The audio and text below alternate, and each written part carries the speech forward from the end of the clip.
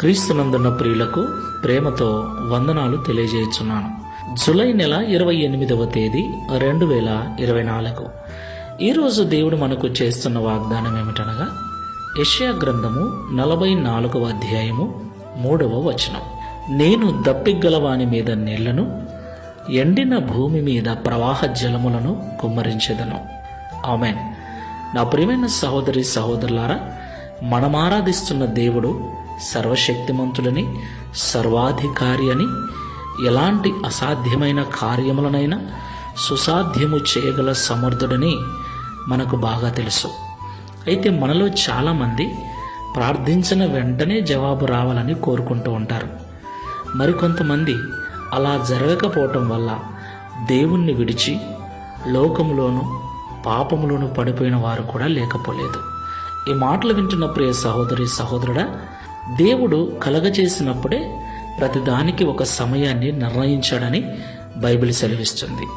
దేవుడు తగిన సమయంలో ప్రతి పరిస్థితిని చక్కబరుస్తాడు. మనకి ఏమి కావాలో ప్రభు అంటున్నాడు. దప్పిగలవాని మీద నీళ్లను, ఎండిన భూమి మీద ప్రవాహ జలములను కుమ్మరించెదను అని.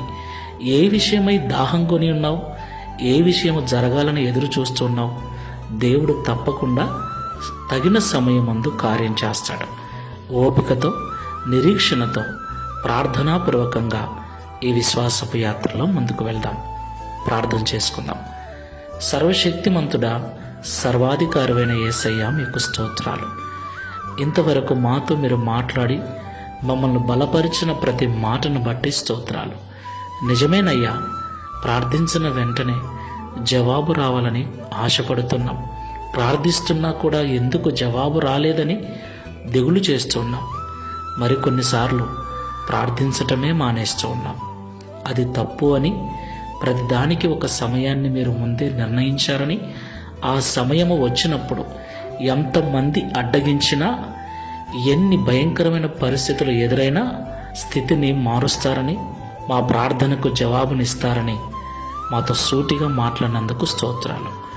మాలో ఉన్న బలహీనమైన ఆలోచనలను, మాలో ఉన్నటువంటి నిరుత్సాహాన్ని తీసివేసి నూతన ఉత్సాహముతో ప్రార్థనాపూర్వకంగా ముందుకు వెళ్ళటకు సహాయం చేయమని, మీరు నిర్ణయించిన సమయము వరకు ఓపికతో ప్రార్థించే మనస్సును అనుగ్రహించమని, తద్వారా ఈ దిన వాగ్దానమును మా అందరి జీవితంలో నెరవేర్చి మీ నామమును మహిమపరచుకునమని యేసు నామములో ప్రార్థిస్తున్నాము తండ్రి. Amen. Praise the lord. God bless you.